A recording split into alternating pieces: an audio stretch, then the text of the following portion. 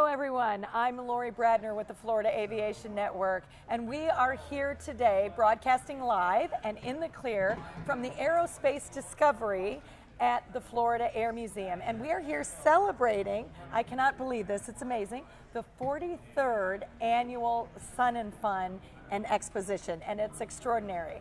And I have the best job in the world, gentlemen, because I get to meet extraordinary people. And today I would like to introduce to you, I have Mr. Gary Rauer. Gary, thank you. And I have Mr. Vince Bechtel. And I said that correctly? That is correct. Excellent. And gentlemen, thank you for joining us today on the Florida Aviation Network. We pulled you out. It's a beautiful day out there. And thank you for coming into our studios. Now let me start with you. Gary, talk to me a little bit about your background and what you do. And I know that you're here. You told me that you're here with there's a memorial foundation. Right. And you're working with that foundation. Can you tell our viewers a little bit about yourself and why you're here at Sun and Fun? Well, I fly the Tempest 450 powered Stearman. Okay. I'm a former F-16 pilot and F-16 instructor from when I was a lot younger than I am now. So I served in the United States Air Force. Thank you. My Thank pleasure. you for your service. And so when we talk about, there's the Global War on Terror Memorial Foundation. Okay. And it's a group that started in 2015. I was going to say, it's relatively new, isn't it? Yes, it's only ma'am. a couple of years old. Okay. And tell us a little bit about that. Well, the Memorial Foundation is intended, their goal is to build a memorial on the Mall in Washington to honor the men and women who've served in America's longest war, the Global War on Terror. And as well as the Gold and Blue Star families who've supported our men and women in the service. Okay. And so our goal is to get the message out, to get authorization from Congress, and then raise the funds to build a memorial for the men and women who've served in Afghanistan and Iraq. And are still serving. And are still serving. Now let me ask you, you said that this was started in 2015. Can you talk to me, I'm always interested in progress. Can you talk to me about the start and where you are now and what is needed? You never know, we never know who's listening to these broadcasts. Mm-hmm. So what is needed? Where are the next steps needed? So can you talk a little bit about that?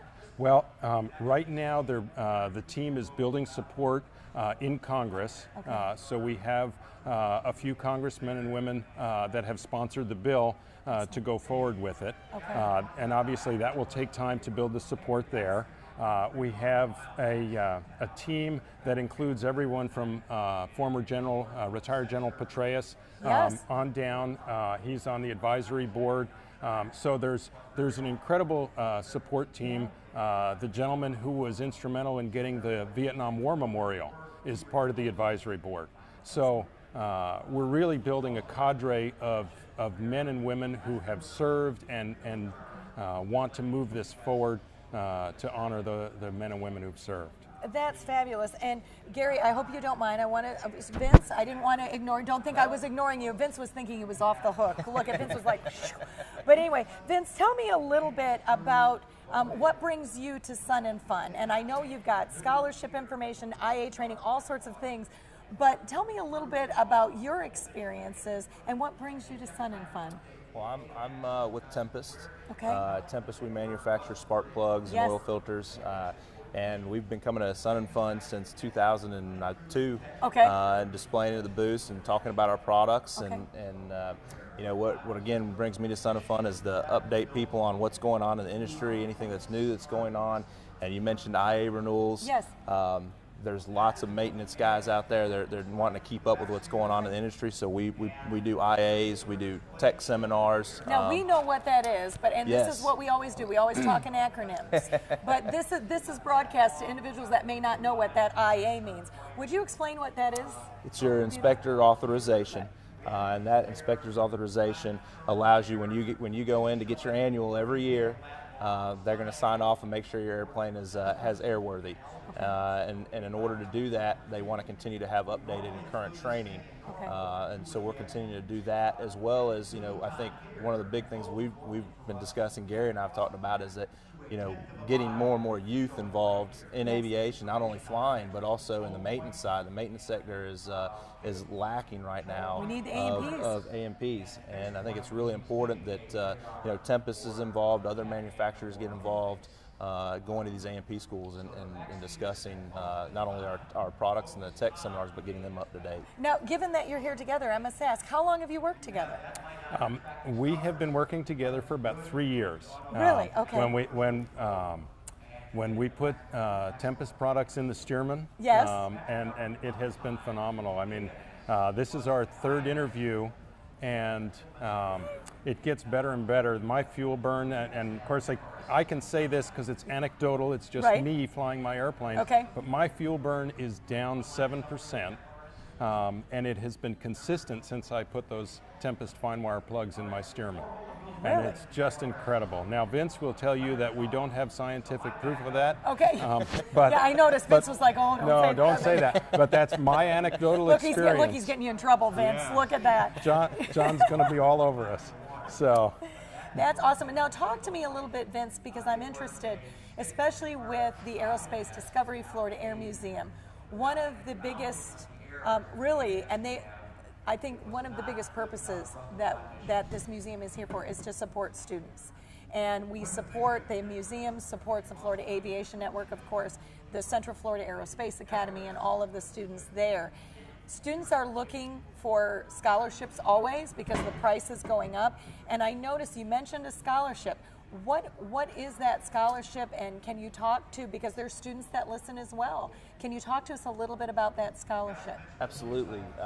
Tempest, along with many of the distributors and many manufacturers throughout the industry, belong to an organization called ADMA. Okay. And ADMA is Aviation Distributors and Manufacturers Organization. Okay. Thank you for clarifying. I was going to ask you. Acronyms. Yeah, that's all right. Within that organization, we have a scholarship committee, and that scholarship committee is going after giving 5 scholarships each year to AMPs that are going to school to get their AMP, people that want to get their professional pilots, as well as air traffic controllers, and we're just, as an organization, we're wanting to give back to the industry, and again, get more and more people involved in the industry. And I think this is a great way to do it.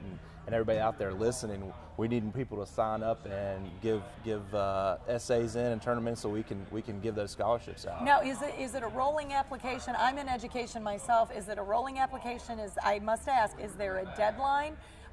Can you talk to us a little bit about that, the nuts and bolts? It is. The application always starts at the beginning of each school year. Okay.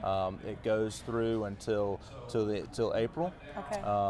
And then as we read through these scholarships, we'll introduce a new scholarship at the beginning of each school year. Okay. That's out there. Vince, is there, because of course we live in a technological era, we have to learn, no offense to our ages, but we have to learn technology. They know it inherently. Is there a website where students and even teachers that are involved with science, technology, engineering, and math education, where they could log on and look at this? Yes, it's www.adma.org. adma.org. Okay, awesome. Now, I must ask both of you, one of the things that we're always interested in is progress.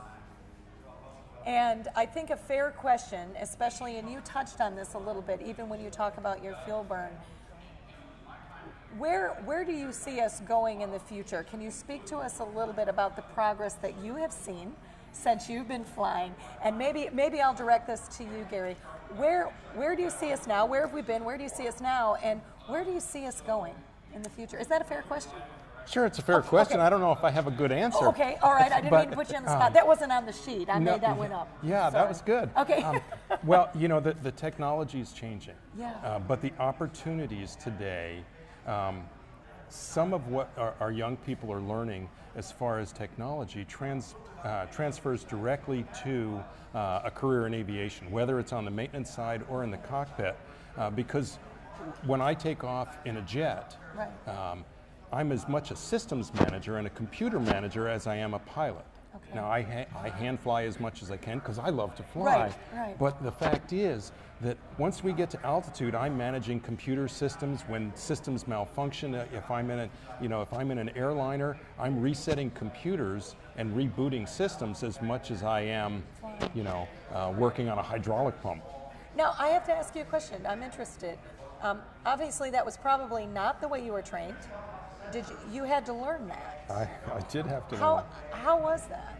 Well, it was a gradual change for me. Okay. Because I started in a Piper Cub in an apple orchard, and 40 years later, I fly a $500,000 airplane. Okay. And so, but it's been a gradual change for young people today. They're stepping into modern equipment, right. but they also already have all this background with technology. So for them, it's actually easier than taking an old guy, a la me, and sticking him into a modern piece of equipment. That is awesome. Now, what do you think? I mean, obviously from the manufacturing side, what would your answer be to that? He thought he was going to be off the hook. Not a chance.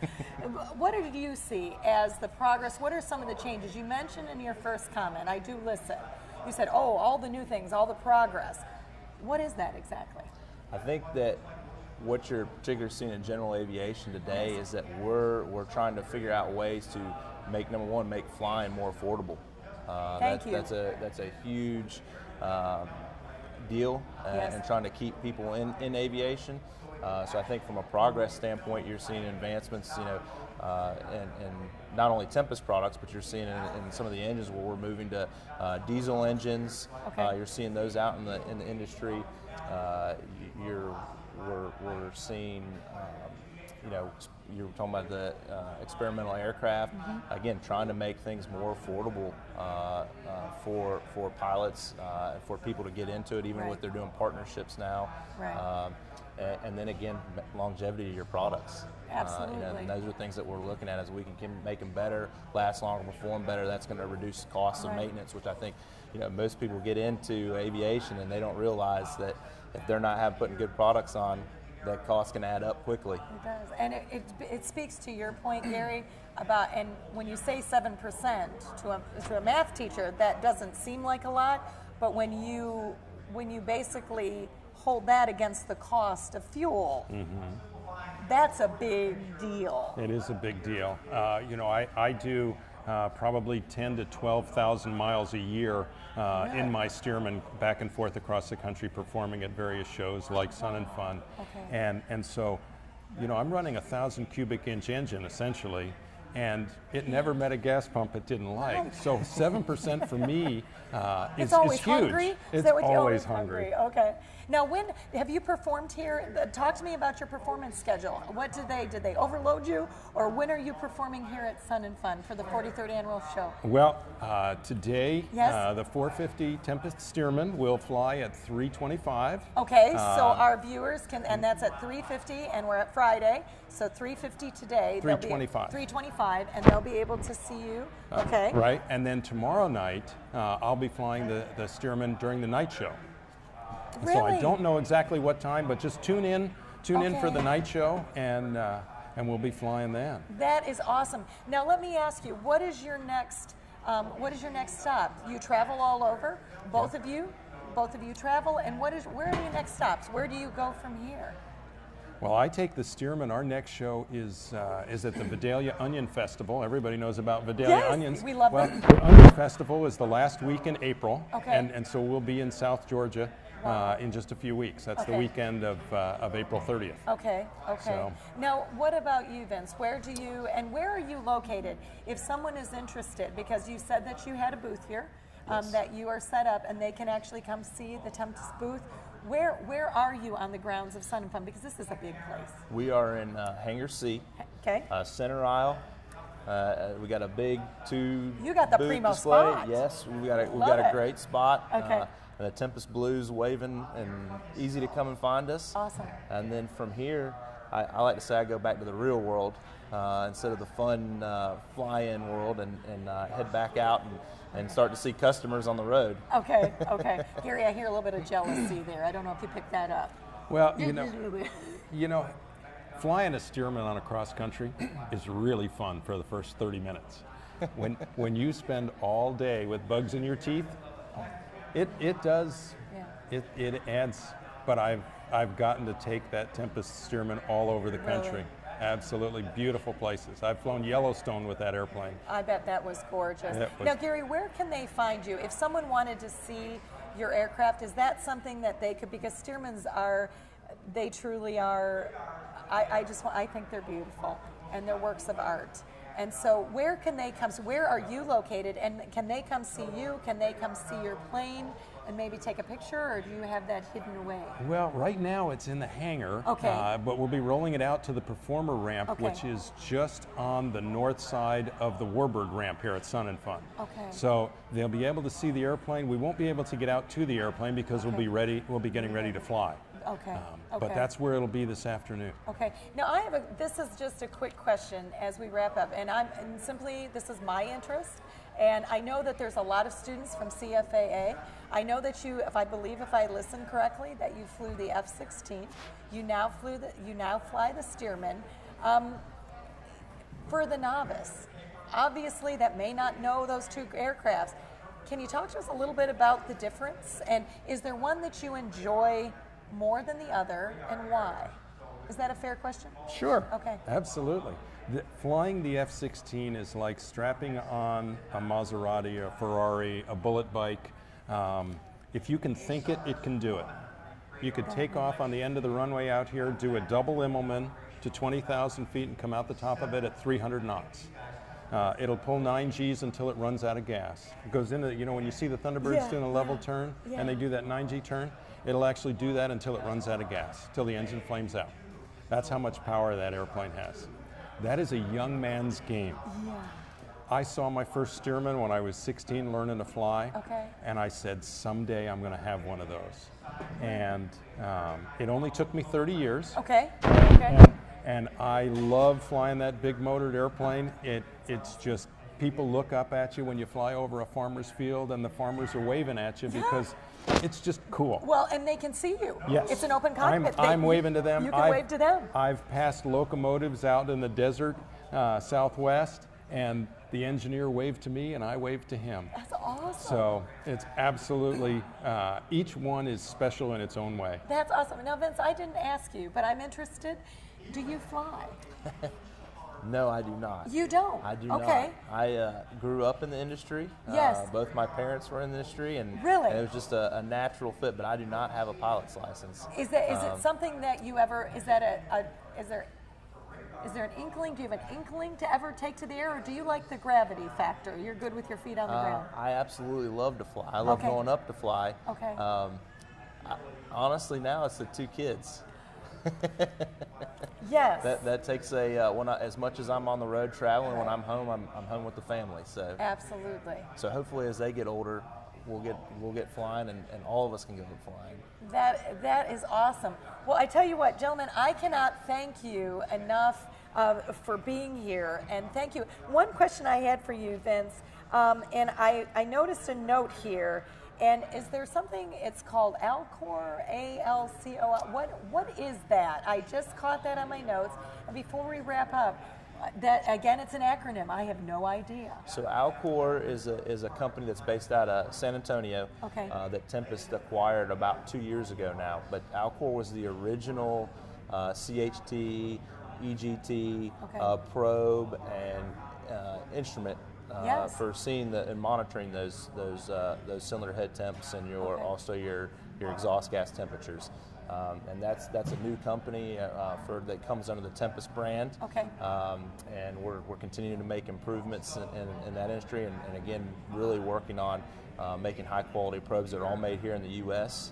Wow. And we've decided to keep that business in San Antonio because most of our manufacturing is done in North Carolina. It is, okay. And so we decided they had such a good brain trust down there that we wanted to keep them down there, right. and we, as you know, with that company, it's been a great acquisition for us, and it's been great working and getting to know that product. Okay. So that was just something we want to make sure the industry, again, keeping everybody up to date with what's going on out there. No, and if people wanted more information on that, they can get that at the booth? They can get it at the booth. Okay. They can also either go to tempestplus.com, which is Okay. our website, Okay. And they can find all the information they need on Alcor and Okay. Alcor products, and again, any technical questions. All right, we and can that's answer. tempestplus.com. Tempestplus.com. Okay, and then Gary, do you happen to have a website, or Oh, yeah. and would you go ahead and give our viewers your website so that you have such an extraordinary background, so that they can follow your adventures? Sure. And if you would just, you can just tell them directly. Yeah, well, it's rowereirshows.com, and you can follow us on Facebook, we're on Twitter, we're on Instagram, and follow us around the country. We'll be shooting pictures from the cockpit on the way. So we'll have a great time, and if I have just a second, I'd like to say there are huge opportunities for young people today in all of aviation. We need mechanics, we need pilots, we need weather people. There's such an opportunity in this industry for young people, so get in school, contact one of us, and we'll try and point you in a direction to help you on your way. Well, and of course, we mentioned, again, the ADMA, the scholarships, and I want to say, as an educator, thank you to both of you gentlemen for being an inspiration. You, as a teacher, you inspired me. Obviously, I'm well out of school, but you've inspired me, and we can't thank you enough. Thank you for being here for the 43rd annual for Sun and Fun again, and sharing your air show with us. And thank you so much, Vince, for just being here, because we do need the AMPs. We do need those people in the manufacturing. And it's so important that even our students know that they can come and talk to someone like yourself that can share your story with them and get them involved. So, gentlemen, thank you so much for being here. And again, I want to just touch base. You will be flying today. So, ladies and gentlemen, please, you will not want to miss the Aurora Air Show. You definitely want to see that. The Stearmans are absolutely gorgeous. And now I am going to ask you a question. Now, Gary, if I'm there and you see me down there, I want you to wave to me. When I do the inverted pass, You I'll be will. looking for you. Yay! I love it. I love it. See, I have the best job in the world. Anyway, ladies, Gary and Vince, I can't thank you enough for being here. You are just a joy. Ladies and gentlemen, my name is Lori Bradner. I'm with the Florida Aviation Network. We are broadcasting live and in the clear from the Discovery Aerospace Museum at the Florida Air Museum, and we are here at the 43rd Annual Sun and Fun. Please do not miss it. We've got beautiful weather. I think it's going to be a gorgeous day to fly that Stearman, so please don't miss it, and we will be here until Sunday. I'm Lori Bradner, and we will see you here today.